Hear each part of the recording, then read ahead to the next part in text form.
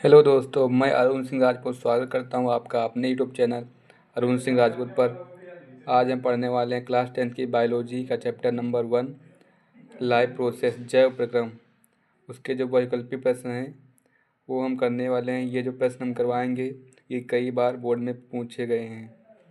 प्रश्न नंबर 1, वे सभी प्रक्रम जो सम्मिलित रूप से अनुरक्षण का कार्य करते हैं उन्हें क्या कहते हैं? जो प्रक्रम सम्मिलित रूप से अनुरक्षण का कार्य करते हैं उन्हें हम जैव प्रक्रम कहते हैं। आपका ऑप्शन में दिया है जैव प्रक्रम, श्वसन, उत्सर्जन, ये सभी। तो ये आप लोगों का जैव प्रक्रम हो जाएगा।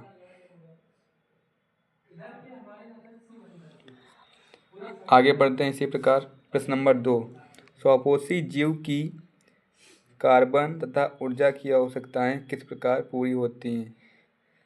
जो स्वपोषी जीव होते हैं उनकी कार्बन तथा ऊर्जा की आवश्यकताएं प्रकाश संश्लेषण से पूरी होती हैं। आपको ऑप्शन में दिया है जैव प्रक्रम, प्रकाश संश्लेषण, उत्सर्जन, श्वसन। तो ये आप लोगों का प्रकाश संश्लेषण हो जाएगा, प्रकाश संश्लेषण से पूरी होती हैं। प्रश्न नंबर 3, निम्नलिखित में से कौन सा एक कोशिकीय जीव है? Amoeba, paramecium, Euglena. तो बच्चों ये आप लोगों के सभी, अमीबा भी एक कोशिकीय जीव है, पैरामीशियम भी एक कोशिकीय जीव है, यूग्लिना भी एक कोशिकीय जीव है। ये आप लोगों का डी हो जाएगा।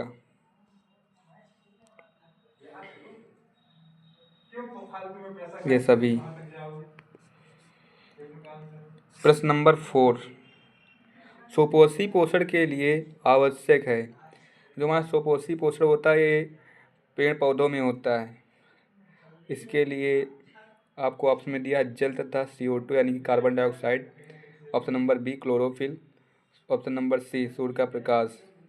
ऑप्शन नंबर डी ये सभी।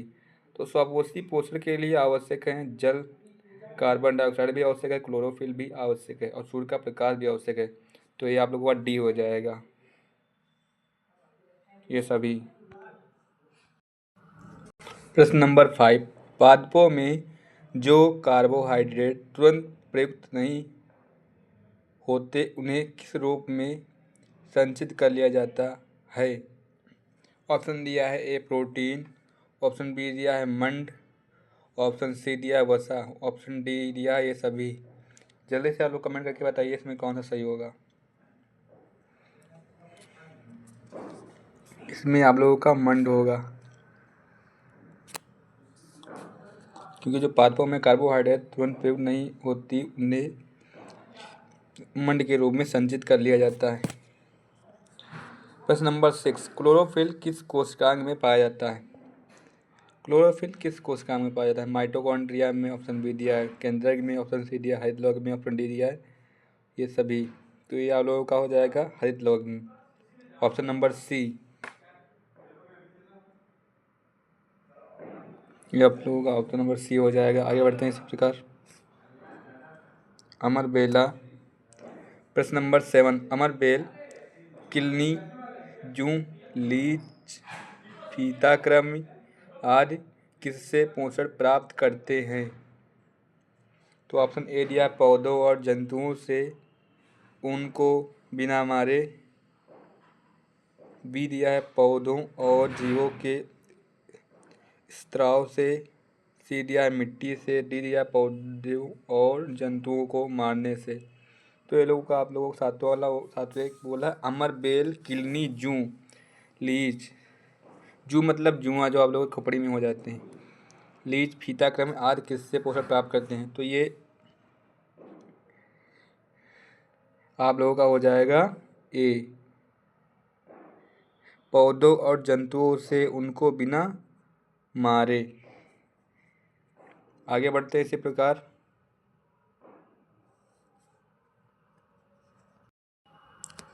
प्रश्न नंबर 8, प्रकाश संश्लेषण के लिए आवश्यक गैस है।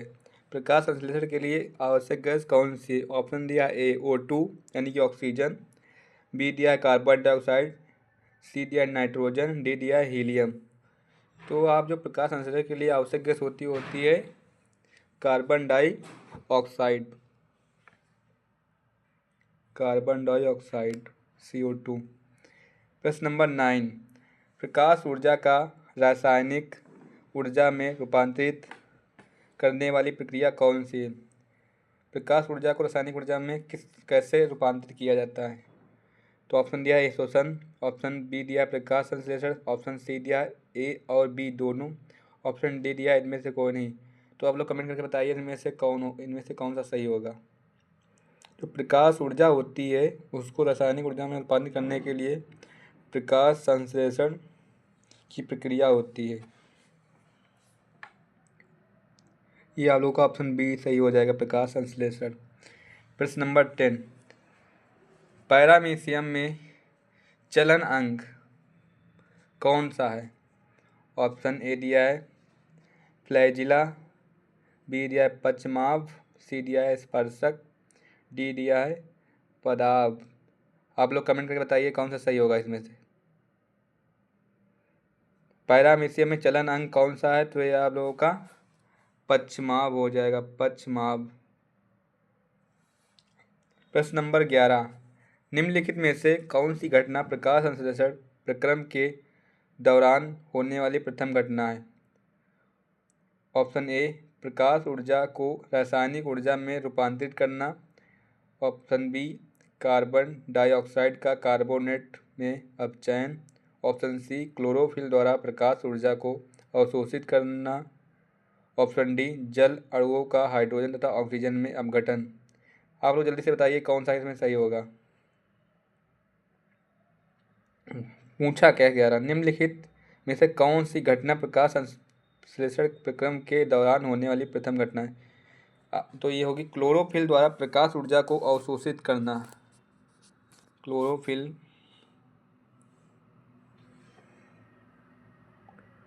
क्लोरोफिल द्वारा प्रकाश ऊर्जा को अवशोषित करना। आगे बढ़ते हैं इसी प्रकार। प्रश्न नंबर 12, पौधों में प्रकाश संश्लेषण द्वारा भोजन का निर्माण होता है। जड़ में, पत्ती में, तने में, फूल में। आप लोग जल्दी से कमेंट करके बताइए इसमें कौन सा सही होगा, कि ये जो है ये हमारा 2015 में पूछा गया है। पौधों में प्रकाश संश्लेषण द्वारा भोजन का निर्माण होता है, ये आपका पत्ती में होता है, जड़ में नहीं होता है, तने में नहीं होता है, पत्ती में होता है, पत्ती में होता है। प्रश्न नंबर 13, प्रकाश संश्लेषण में उत्पन्न होने वाली ऑक्सीजन निकलती, ये भी आप लोगों का पूछा गया है, 2012 में पूछा गया है ये प्रश्न, 2016 में पूछा गया है, एमसीक्यू में आया है। ऑप्शन दिया है ए, मैं बोल रहा था ना जो आए हैं वही मैं प्रश्न कराने वाला हूँ, ये प्रश्न अति महत्वपूर्ण है, इनको आप लोग प्रैक्टिस करके जरूर जाइएगा पेपर देने। प्रकाश संश्लेषण में उत्पन्न होने वाली ऑक्सीजन निकलती है वायु से, जल से, कार्बन डाइऑक्साइड से, डी परारिम के विखंडन से। जल्दी से कमेंट करके बताइए कौन सा सही होगा।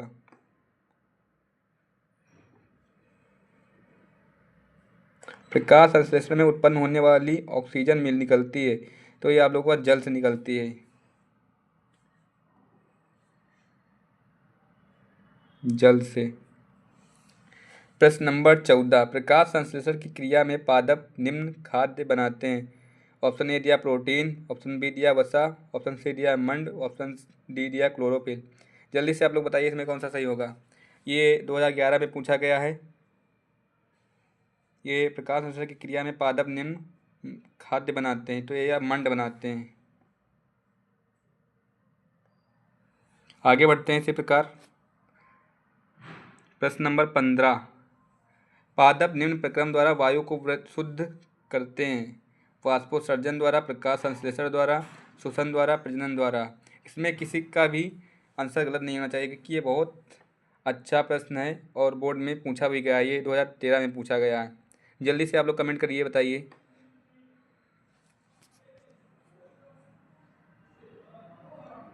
ये प्रकाश संश्लेषण द्वारा,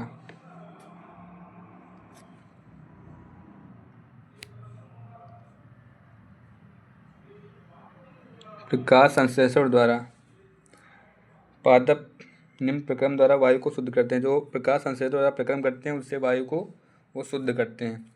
प्रश्न नंबर 16, ग्लाइकोलाइसिस की प्रक्रिया संपन्न होती है कोशिका द्रव में, राइजोपस में, माइटोकॉन्ड्रिया में, अंतर्द्रव्य जालिका में। जल्दी से आप लोग कमेंट करके बताइए। प्रश्न 16 में पूछा गया है। ये सारे प्रश्न पूछे गए हैं, सारे प्रश्न अति महत्वपूर्ण हैं। जो ग्लाइकोलाइसिस की क्रिया होती है वो होती है कोशिका द्रव में।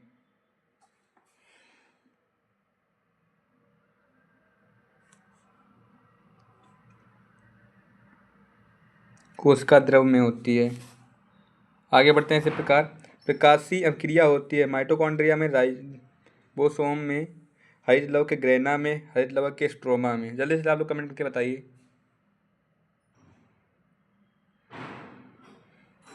तो ये जो आपकी प्रकाशीय अभिक्रिया होती है ये होती है हरित लवक के ग्रेना में। प्रकाशीय अभिक्रिया हरित लवक के ग्रेना में होती है, हरित लवक के ग्रेना में होती है। आगे बढ़ते हैं। इसी प्रकार प्रश्न नंबर 18, हरित लवक के स्ट्रोमा में कौन सी अभिक्रिया होती है? प्रकाशीय अभिक्रिया, अप्रकाशीय अभिक्रिया। ऑप्शन सी दिया ए तथा बी, दोनों, इनमें से कोई नहीं। तो जो ये प्रकाशीय अभिक्रिया है आप लोगों की होती है हरित लवक के ग्रेना भाग में, और उसमें पूछा हरित लवक के स्ट्रोमा में कौन सी प्रक्रिया होती है अभिक्रिया। तो ये आप लोगों का हो जाएगा। जल्दी से आप लोग कमेंट करके बताइए। ये आप लोगों का अप्रकाशीय अभिक्रिया, हरित लवक के स्ट्रोमा में अप्रकाशीय अभिक्रिया होती है, अप्रकाशीय अभिक्रिया। प्रश्न नंबर 19, क्लोरोप्लास्ट के ग्रेना में बनते हैं एटीपी तथा NAD2H, बी दिया एटीपी तथा ग्लूकोज, सी दिया एटीपी तथा NADP2H, डी दिया ये सभी। आप लोग कमेंट करके बताइए कौन सा सही होगा।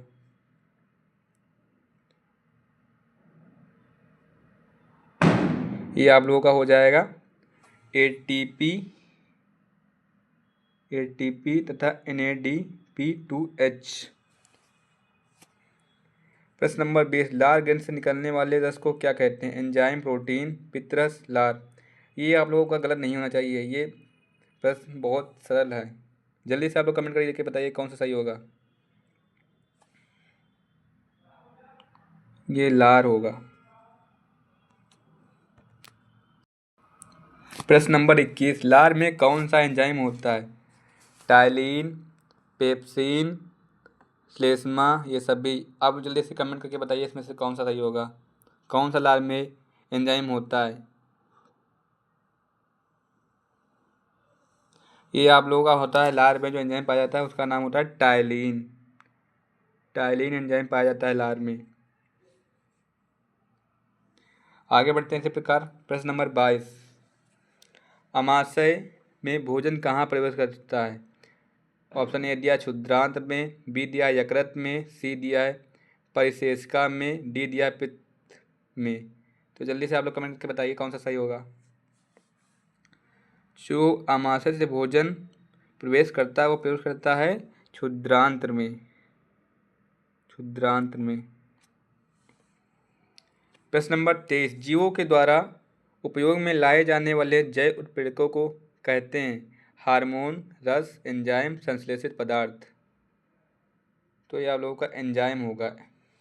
जीवों के द्वारा उपयोग में लाए जाने वाले जैव उत्प्रेरकों को एंजाइम कहते हैं, एंजाइम। आगे बढ़ते हैं। इसी प्रकार प्रश्न नंबर 24, शरीर में ग्लाइकोजन के रूप में क्या संचित होता है?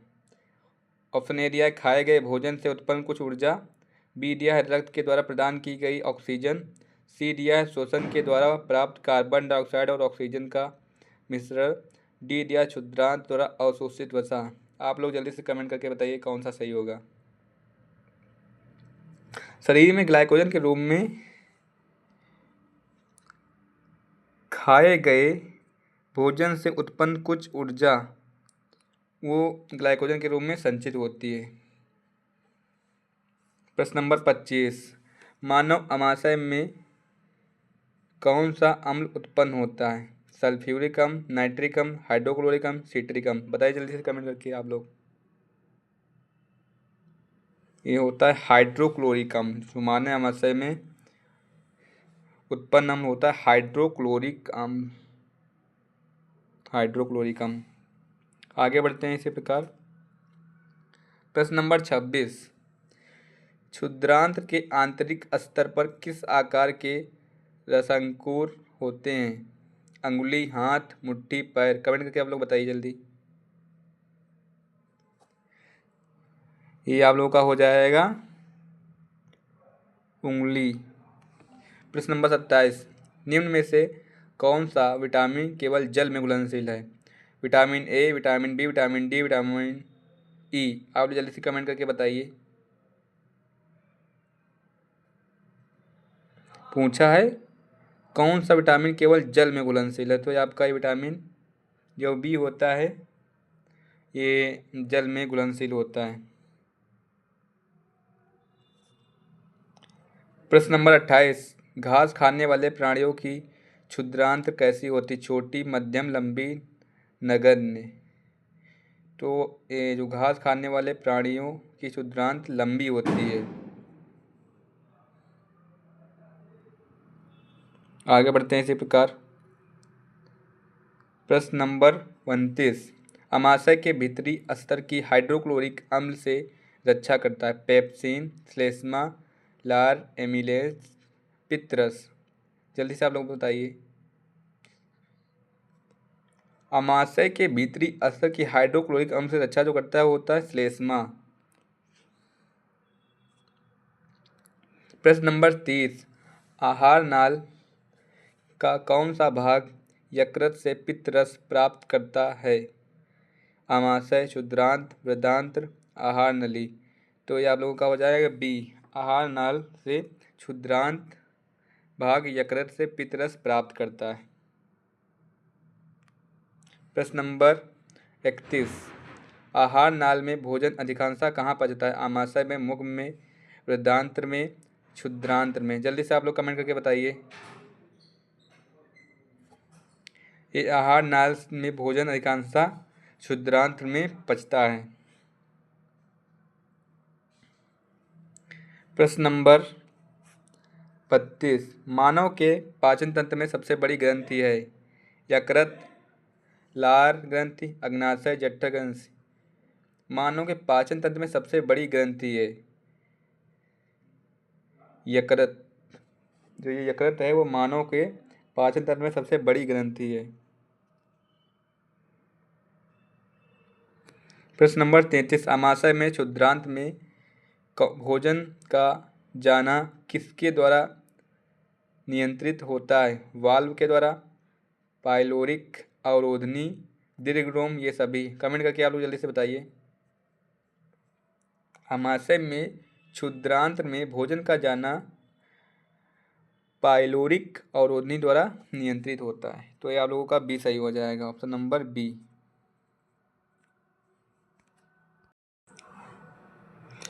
अग्न्याशयिक रस में निम्न में से कौन से एंजाइम पाए जाते हैं? एमाइलेज और लाइपेज, सुक्रोज और एमाइलेज, पेप्सिन और ट्रिप्सिन, ट्रिप्सिन और लाइपेज। जो आपको लोग का डी सही है, ये सही है, डी वाला। ट्रिप्सिन और लाइपेज एंजाइम पाए जाते हैं। प्रश्न नंबर 35, मानव आमाशय में एंजाइम पेप्सिन की क्रिया किसके माध्यम से होती है? NaOH एक क्षार होता है, बी दिया पित्तरस, सी दिया तनु हाइड्रोक्लोरिक अम्ल, डी दिया ये सभी। ये आप लोगों का सी हो जाएगा, तनु हाइड्रोक्लोरिक अम्ल। तनु हाइड्रोक्लोरिक अम्ल के कारण एंजाइम पेप्सिन की क्रिया होती है। मानव आमाशय में एंजाइम पेप्सिन क्रिया तनु हाइड्रोक्लोरिक अम्ल, तनु हाइड्रोक्लोरिक अम्ल की क्रिया होती है। प्रश्न नंबर 36, निम्न में से कौन सा तत्व प्रोटीन संश्लेषण में प्रयोग किया जाता है? क्या पूछा? प्रोटीन संश्लेषण में प्रयोग किया जाता है। ऑप्शन दिया है कार्बन, ऑप्शन बी दिया सल्फर, ऑप्शन सी दिया पोटेशियम, ऑप्शन डी दिया है नाइट्रोजन। तो आप लोग जल्दी से बताइए कौन सा सही होगा। निम्न में से कौन सा तत्व प्रोटीन संश्लेषण में प्रयोग किया जाता है? नाइट्रोजन। प्रश्न नंबर 37, निम्नलिखित में से कौन सा एंजाइम अम्लीय वातावरण में कार्य करता है? ऑप्शन ए दिया ट्रिप्सिन, ऑप्शन बी दिया है पेप्सिन, ऑप्शन सी दिया है लार, ऑप्शन डी दिया एमाइलेज। जल्दी से आप लोग कमेंट करके बताइए, ये आप लोगों का बी सही होगा। अम्लीय वातावरण में जो कार्य करता है वो पेप्सिन एंजाइम कार्य करता है अम्लीय वातावरण में।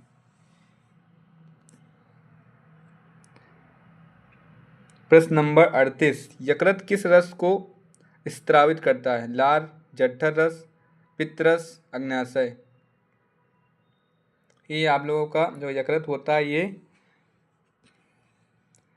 पित्त रस को स्त्रावित करता है। प्रश्न नंबर 45, अग्न्याशयी रस किसके पाचन में सहायक होता है? प्रोटीन, प्रोटीन एवं वसा, प्रोटीन एवं कार्बोहाइड्रेट, प्रोटीन, कार्बोहाइड्रेट एवं वसा। जल्दी से आप लोग कमेंट करके बताइए कौन सा सही होगा। ये आप लोगों का हो जाएगा डी, प्रोटीन, कार्बोहाइड्रेट एवं वसा। अग्न्याशयी रस प्रोटीन, कार्बोहाइड्रेट एवं वसा का पाचन करता है। ये प्रश्न बच्चों 2014 में पूछा गया है। जो मैंने ऊपर वाला करवाया था ये 2011 में पूछा गया था। प्रश्न नंबर 40, स्टीएप्सिन एंजाइम क्रिया करता है प्रोटीन पर, वसा पर, स्टार्च पर, लवणों पर।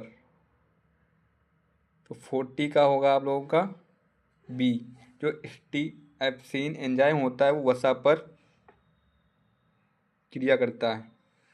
प्रश्न नंबर 41, शरीर के बाहर से ऑक्सीजन को ग्रहण करना तथा कोशिकीय आवश्यकता के अनुसार खाद्य स्रोत के विघटन में उसका उपयोग क्या कहलाता है? जैव प्रक्रम, श्वसन, उत्सर्जन, ये सभी। जल्दी से आप लोग बताइए। ये आप लोगों का हो जाएगा श्वसन। शरीर के बाहर से ऑक्सीजन को ग्रहण करना था कोशिकीय आवश्यकता के अनुसार खाद्य स्रोत के विघटन में उसका उपयोग क्या कहलाता है? ये कहलाता है श्वसन। श्वसन। आगे बढ़ते हैं इसी प्रकार। प्रश्न नंबर 42, किसके निर्माण होने से हमारी पेशियों में खिंचाव हो सकता है? सिट्रिक अम्ल, लैक्टिक अम्ल, सल्फ्यूरिक अम्ल, ऑक्जेलिक अम्ल। ये लैक्टिक अम्ल के कारण हमारी पेशियों में खिंचाव हो सकता है, लैक्टिक अम्ल। प्रश्न नंबर 43, मानव में गैसों का आदान प्रदान में होता है, कहाँ होता है? कंठ में होता है, श्वास नली में होता है, कूपिका में होता है, ब्रोंकाई में होता है। तो मानव में गैसों का आदान प्रदान कूपिका में होता है। मानव में गैसों का आदान कूपिका में होता है। प्रश्न नंबर 44, मानव में श्वसन वर्धक कौन सा है? फाइटोक्रोम, साइटोक्रोम, हीमोग्लोबिन, इनमें से कोई नहीं। मानव में श्वसन वर्धक पूछ रहा है, तो ये आपको जो हीमोग्लोबिन है ये श्वसन वर्धक होता है, हीमोग्लोबिन।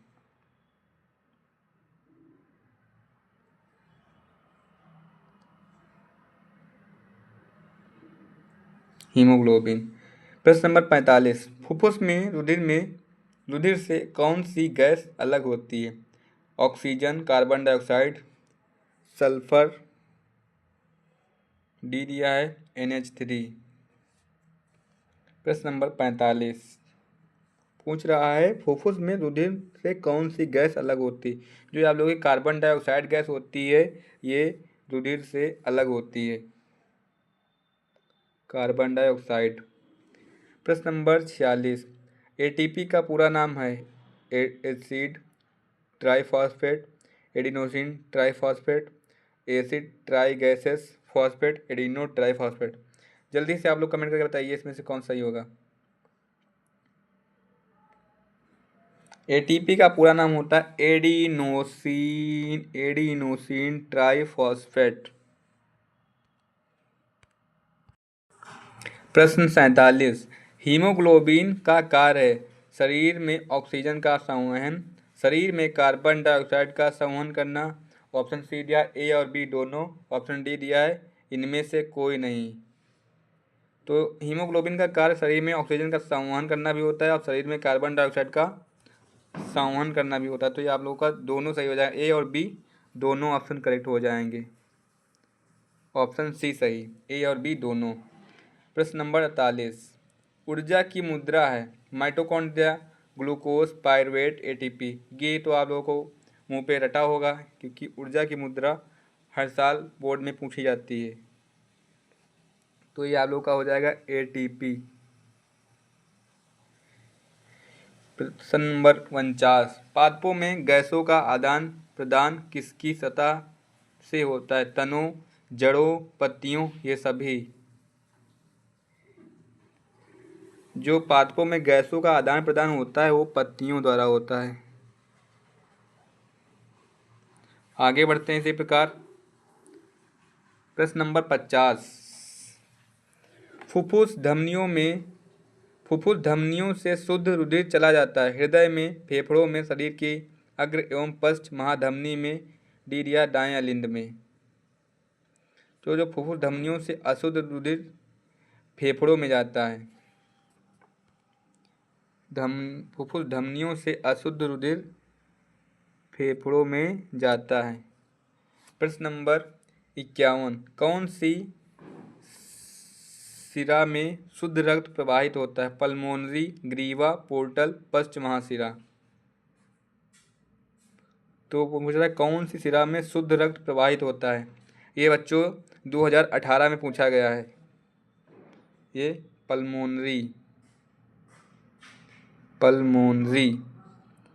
प्रश्न नंबर 52, अमोनिया को यूरिया में परिवर्तन करता है यकृत, अग्न्याशय, आमाशय, वृक्क। पूछ रहा है अमोनिया को यूरिया में परिवर्तन करता है, तो अमोनिया को यूरिया में कौन परिवर्तन करता है? ये आप लोगों का 2018 में पूछा गया है। ये यकृत, जो यकृत होता है वो अमोनिया को यूरिया में परिवर्तित करता है। प्रश्न नंबर 53, जल, स्थल, चर या अनेक सरीसृपों के हृदय में कितने कोष्ठ होते हैं? 1, 2, 3, 4। कमेंट करके बताइए आप लोग जल्दी से। ये पूछ रहा जल, स्थल, चर या अनेक सरीसृपों के हृदय में कितने कोष्ठ होते हैं? तो ये आप लोगों का हो जाएगा सी, 3 कोष्ठ होते हैं। जल, स्थल, चर या अनेक सरीसृपों के हृदय में 3 कोष्ठ होते हैं। प्रश्न नंबर 54, मछली के हृदय में कितने कक्ष होते हैं? 1, 2, 3, 4। जल्दी से कमेंट करके बताइए आप लोग। तो मछली के हृदय में आपके 2 कक्ष होते हैं। मछली के हृदय में आप लोगों के 2 कक्ष होते हैं, 2 कक्ष। प्रश्न नंबर 55, मनुष्य के हृदय में कितने कोष्ठ होते हैं? 2, 4, 3, 1। जल्दी से आप लोग बताइए। ये आप लोगों का गलत नहीं होना चाहिए, क्योंकि आप लोगों को, सभी लोगों को पता होगा ये।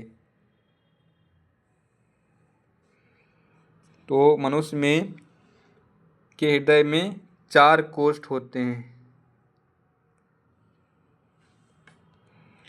प्रश्न नंबर 56, सामान्य प्रकुंचन दाब कितना होता है? ऑप्शन ए में दिया है 100 mm, बी में दिया है 115 mm, सी में दिया है 125 mm, डी में दिया है 120 mm। जल्दी से बताइए आप लोग। तो सामान्य प्रकुंचन दाब कितना होता है? 120 mm। प्रश्न नंबर 57, अनुस्थलन दाब लगभग कितना होता है? 40 mm, 60 mm, 180 mm, 80 mm। जल्दी से बताइए आप लोग। ये जो होता है अनुस्थलन दाब लगभग 80 mm होता है, 80 mm। प्रश्न नंबर 58, वायवीय श्वसन प्रक्रम में जटिल अणुओं का सरल अणुओं में परिवर्तन। ऑप्शन ए दिया है ऑक्सीजन की उपस्थिति में होता है, ऑक्सीजन की अनुपस्थिति में होता है।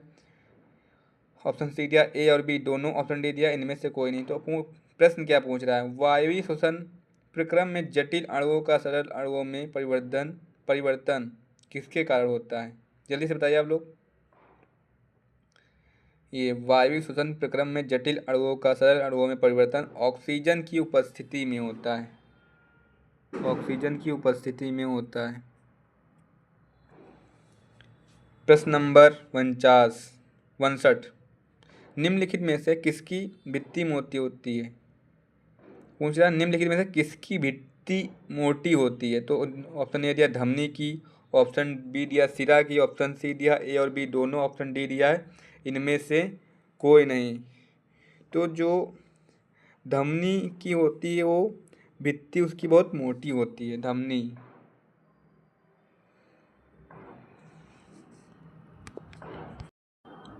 प्रश्न नंबर 60 निम्नलिखित में से किसका हृदय 3 कोष्ठी होता है? जल स्थलचर का, मछली का, स्तनधारी का, पक्षी का। तो आप लोग अभी पढ़ के आए हैं जल स्थलचर इनका जो हृदय होता है वो 3 कोष्ठी होता है। प्रश्न पूछ रहा है निम्नलिखित में से किसका हृदय 3 कोष्ठी होता है? तो ये जल स्थल चर। प्रश्न नंबर 61 रक्त का लाल रंग किस पदार्थ की उपस्थिति के कारण होता है? हीमोग्लोबिन, ये हीम लिखा है यहाँ पे, हीमोग्लोबिन होगा। न्यूक्लिक अम्ल, विटामिन सी, पोटेशियम। तो ये जो रक्त का लाल रंग होता है ये हीमोग्लोबिन के कारण होता है। बच्चों ये प्रश्न 2016 में पूछा गया है। प्रश्न नंबर 62 वह जैव प्रक्रम जिसके द्वारा हानिकारक पदार्थों का निष्कासन शरीर से होता है? जनन, पाचन, उत्सर्जन, परिसंचरण। तो वह जैव प्रक्रम जिसके द्वारा हानिकारक पदार्थों का निष्कासन शरीर से होता है उसे कहते हैं उत्सर्जन। प्रश्न नंबर 63 पादप किस तत्व का उपयोग प्रोटीन तथा अन्य यौगिकों के संश्लेषण में करते हैं? लोहा, ऑक्सीजन, नाइट्रोजन, फास्फोरस। जल्दी से कमेंट करके बताइए आप लोग भी प्रैक्टिस करिए ना। आप लोग को देखिए आ रहा है कि नहीं आ रहा है। तो पादप किस तत्व का उपयोग प्रोटीन तथा अन्य यौगिकों के संश्लेषण में करते हैं? तो ये नाइट्रोजन।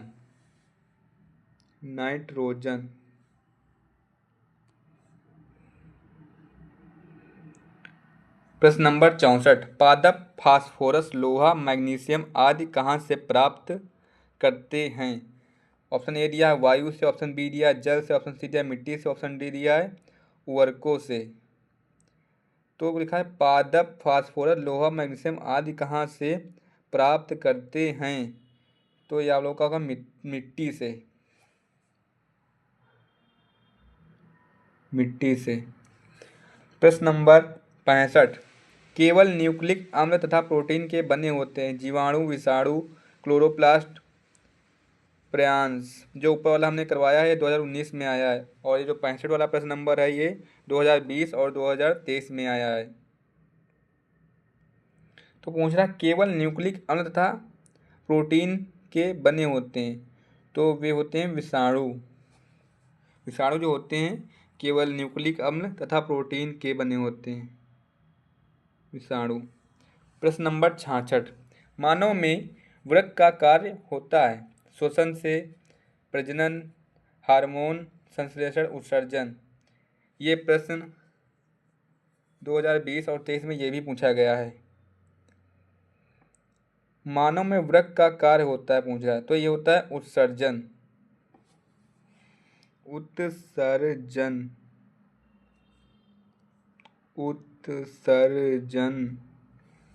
प्रश्न नंबर 67 यूरिया का यूरिक अम्ल रुधिर से कहाँ अलग होते हैं? वृक्क में, मूत्राशय में, मूत्रवाहिनी में, मूत्रवाहिनियों में। बच्चों ये 2019 में प्रश्न आया हुआ है यूरिया या यूरिक अम्ल रुधिर से कहाँ अलग होते हैं? तो ये आपका जो वृक्क है वृक्क में यूरिया या यूरिक अम्ल रुधिर से वृक्क में अलग होते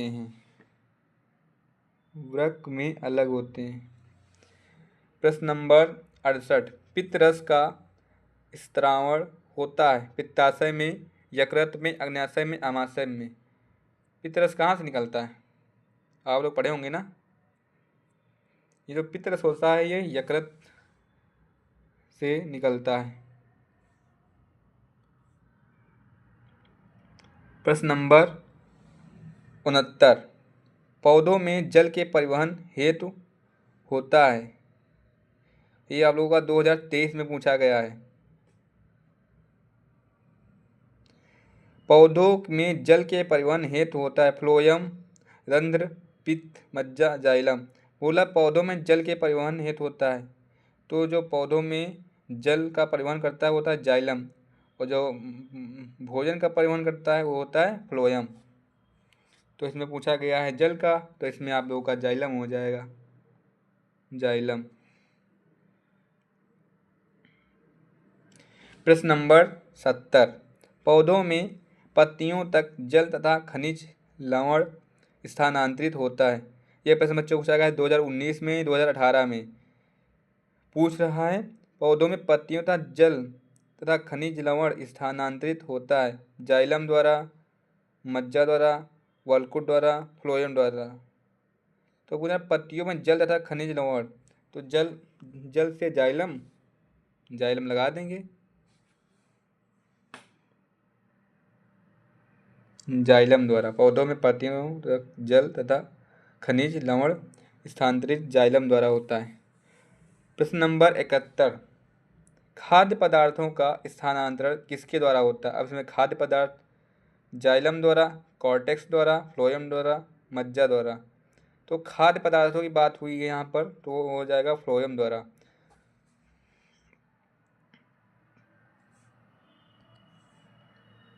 खाद्य पदार्थों का स्थानांतरण फ्लोएम द्वारा होता है। प्रश्न नंबर 72,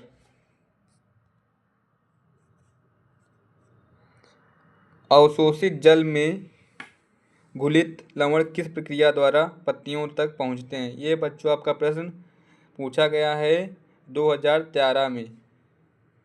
तो इसमें आप लोग को ऑप्शन दिया है रसाकर्षण, विसरण, रसारोहण, वाष्पोत्सर्जन। तो इसमें आप लोग का हो जाएगा रसारोहण, रसारोहण। प्रश्न नंबर 73 दिया है, रंध्रों में द्वार कोशिकाएं पाई जाती हैं 5, 4, 3, 2। तो जो रंध्रों में द्वार कोशिकाएं 2 पाई जाती हैं। प्रश्न नंबर 74, ये 73 वाला आप लोग का आया है 2013 में, 2014 में और 2022 में।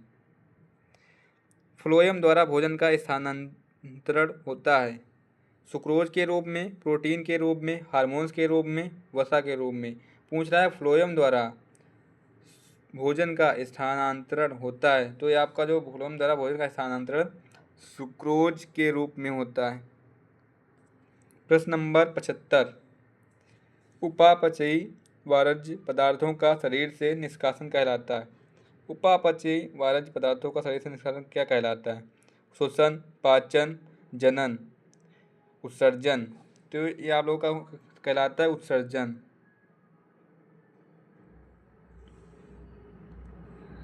प्रश्न नंबर 76, ग्लूकोज का पायरुवेट में विखंडन कहाँ पर होता है। तो ये आप लोगों को पूछा गया है 2019 में। जो 76 प्रश्न नंबर है ये पूछा गया है 2019 में। पूछ रहा है ग्लूकोज के पायरुवेट में विखंडन कहाँ पे होता है। केंद्रक में होता है, माइटोकॉन्ड्रिया में होता है, हरित लौह में होता है, कोशिका द्रव में होता है। जल्दी से आप लोग बताइए कमेंट करके। ग्लूकोज का पायरुवेट में विखंडन आप लोगों का होता है माइटोकॉन्ड्रिया में। प्रश्न नंबर 77, एटीपी तथा NADP2H का निर्माण होता है माइटोकॉन्ड्रिया में, क्लोरोप्लास्ट में, लाइसोसोम्स में, पेरोक्सीसोम्स में। ये प्रश्न आप लोगों को पूछा गया है 2020 में। ये आपका हो जाएगा क्लोरोप्लास्ट में। एटीपी तथा NADP2H का निर्माण क्लोरोप्लास्ट में होता है। प्रश्न नंबर 78, प्रचलित रूप से ऊर्जा ग्रह कहलाता है क्लोरोप्लास्ट, माइटोकॉन्ड्रिया, राइबोसोम्स, लाइसोसोम्स। ये प्रश्न पूछा गया है 2020 में। जल्दी से बताइए आप लोग, ये प्रश्न अति महत्वपूर्ण है। 2026 में भी ये आप लोगों को देखने को मिलेगा। तो आप लोग जानते हैं ऊर्जा का रसोईघर किसे कहते हैं? माइटोकॉन्ड्रिया को। ऊर्जा का रसोईघर माइटोकॉन्ड्रिया को कहते हैं। प्रश्न नंबर 79, द्वार कोशिकाएं पाई जाती हैं जड़ों में, रंध्रों में, वातरंध्रों में, इन सभी में। ये आप लोगों को पूछा गया है 2021 में। तो जो द्वार कोशिकाएं होती हैं वो रंध्रों में पाई जाती हैं। प्रश्न नंबर 80, वोमेन संपुट किसका भाग है? उदर का, यकृत का, अग्नाशय का, वृक्क का। तो जो वोमेन संपुट है वो आपका वृक्क का भाग है। प्रश्न नंबर 81, चर्मदाह या पैलेग्रा रोग निम्नलिखित में से किस विटामिन की कमी से होता है? Vitamin B1, vitamin B2, vitamin B5, vitamin B12। तो जो आपका चर्मदाह या पैलेग्रा रोग है ये होता है विटामिन B5 की कमी से।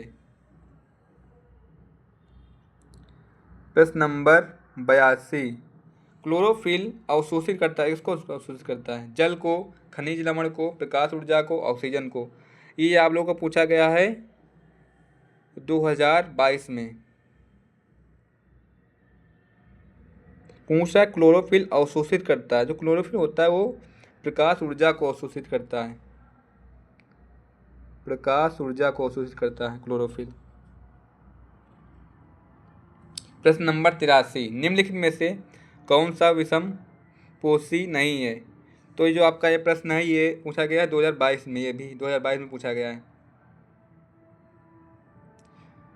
फफूंदी ऑप्शन में दिया है, ऑप्शन बी में दिया है फीताकृमि, ऑप्शन सी में दिया है ईस्ट, ऑप्शन डी में दिया है मनी प्लांट। क्वेश्चन क्या पूछ रहा है? पूछ रहा है निम्नलिखित में से कौन सा विषम पोषी नहीं है? जो विषम पोषी नहीं है उसको टिक कर दो। जो आपका ये मनी प्लांट है ये विषम पोषी नहीं है या स्वपोषी है। विषम पोषी मतलब जो दूसरों पर निर्भर रहते हैं, स्वपोषी जो अपना भोजन स्वयं बनाते हैं। मैंने बताया था इनमें पौधे आते हैं। प्रश्न नंबर 84, वह प्रक्रियाएं जिनमें जटिल कार्बनिक अणु सरल अणुओं में टूट जाते हैं। पूछ रहा वह प्रक्रियाएं जिनमें जटिल कार्बनिक अणु सरल अणुओं में टूट जाते हैं। प्रश्न आया 2022 में। आप लोग कुछ पढ़े होंगे कैटाबॉलिक क्रिया यानी कि उपचयी अभिक्रियाएं और अपचयी अभिक्रियाएं, ये दो अभिक्रिया होती हैं। और ऑप्शन सी दिया है ए तथा बी दोनों, ऑप्शन डी दिया है सामान्य अभिक्रियाएं। तो जल्दी से आप लोग बताइए, वह प्रक्रियाएं जिनमें जटिल कार्बनिक अणु सरल अणुओं में टूट जाते हैं वो कहलाती हैं अपचयी अभिक्रियाएं। अपचयी अभिक्रियाएं। प्रश्न नंबर 50, हीमोग्लोबिन महत्वपूर्ण भूमिका निभाता है। ये तो आप लोग सभी लोग बता देंगे। हीमोग्लोबिन जो होता है हमारा एक इसमें महत्वपूर्ण भूमिका निभाता है श्वसन में, उत्सर्जन में, पाचन में, पोषण में। 85 का बताइए, हीमोग्लोबिन महत्वपूर्ण भूमिका निभाता है। यही प्रश्न आप लोगों का 2022 में आया है। हीमोग्लोबिन होता है वो जो होता है वो श्वसन में भूमिका निभाता है। श्वसन में भूमिका निभाता है। प्रश्न नंबर 86, मूत्र निर्माण होता है वृक्क में, यकृत में, प्लीहा में, हृदय में। तो बच्चों ये आप लोगों का प्रश्न पूछा गया है 2022 में। पूछ रहा है मूत्र निर्माण होता है। तो आप सभी लोग जानते हैं मूत्र निर्माण कहाँ होता है? वृक्क में होता है। आपका मूत्र निर्माण वृक्क में होता है। प्रश्न नंबर 87, प्रकाश संश्लेषण के दौरान निम्न में से कौन सी एक क्रिया नहीं होती है? क्लोरोफिल द्वारा प्रकाश ऊर्जा को अवशोषित करना। पूछ रहा नहीं होती है, तो ये तो होती है। प्रकाश ऊर्जा को रासायनिक ऊर्जा में परिवर्तित करना, कार्बन डाइऑक्साइड या का कार्बोहाइड्रेट में अपचयन, ग्लूकोज का पायरुविक अम्ल में विखंडन। ये बच्चों आप लोगों का 2023 में प्रश्न पूछा गया है। पूछा प्रकाश संश्लेषण के दौरान निम्न में से कौन सी एक क्रिया नहीं होती है? तो ये ग्लूकोज का पायरुविक अम्ल में विखंडन। ग्लूकोज का पायरुविक अम्ल में विखंडन। प्रश्न नंबर 88, स्वस्थ मनुष्य में सामान्य रक्तदाब बीपी होता है 140/90, 140/100, 120/80, 150/85। ये बच्चों आप लोगों को पूछा गया है 2023 में क्वेश्चन पूछा गया है। ये स्वस्थ मनुष्य में सामान्य रक्तदाब बीपी कितना होता है? ये आपका होता है 120/80।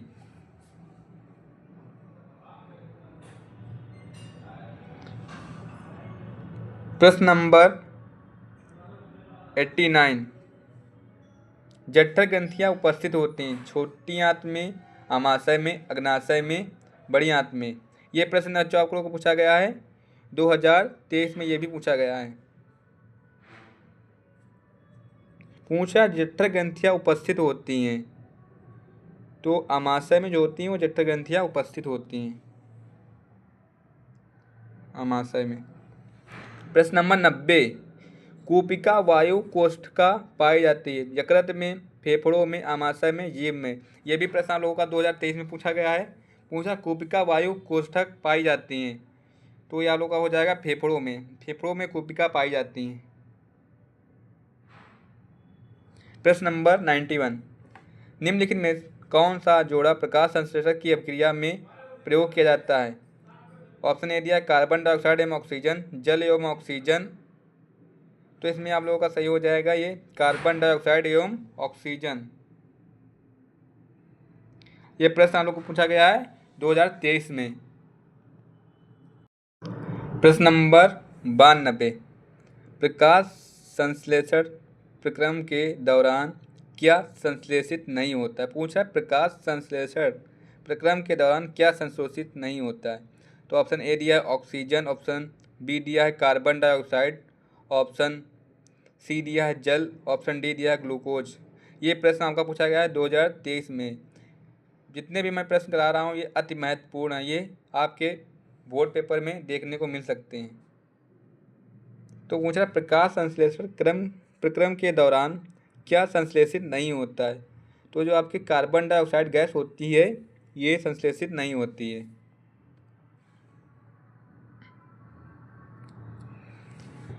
प्रश्न नंबर 93, पित्तरस का संश्लेषण होता है पित्तरस में, वृक्क में, यकृत में, आमाशय में। ये प्रश्न पूछा गया है 2023 में। तो पित्तरस का संश्लेषण होता है, तो जो पित्तरस का संश्लेषण होता है हमारे वो यकृत में होता है। पित्तरस का संश्लेषण यकृत में होता है। प्रश्न नंबर 94, पौधों में जड़ों द्वारा अवशोषित जल व खनिज लवण का परिवहन किसके माध्यम से होता है? जाइलम के द्वारा, फ्लोएम के द्वारा, रंध्र के द्वारा, कैम्बियम के द्वारा। देखो बच्चों एक बार ये आ चुका है, दोबारा आया है। ये प्रश्न अति महत्वपूर्ण है, इसमें ये 2023 में पूछा गया है। तो पूछा पौधों में जड़ों द्वारा अवशोषित जल व खनिज लवण का परिवहन किसके माध्यम से होता है? तो ये आप लोगों को पता है ये जाइलम के द्वारा होता है। प्रश्न नंबर 95, किण्वन के बारे में निम्न में से कौन सा कथन सत्य है? यह क्रिया ऑक्सीजन की अनुपस्थिति में होती है। यह प्रक्रम सामान्यतः ईस्ट में होता है। इस क्रिया में पायरुवेट या पायरुविक अम्ल कार्बन डाइऑक्साइड व इथेनॉल में परिवर्तित होता है। यह क्रिया माइटोकॉन्ड्रिया में संपन्न होती। पूछ रहा है किण्वन के बारे में निम्न में से कौन सा कथन सत्य नहीं है, यानी कि जो हमको असत्य है वो कथन चुनना है। तो ये आपका जो डी दिया है यह क्रिया माइटोकॉन्ड्रिया में संपन्न होती है, तो ये असत्य दिया है, गलत दिया है।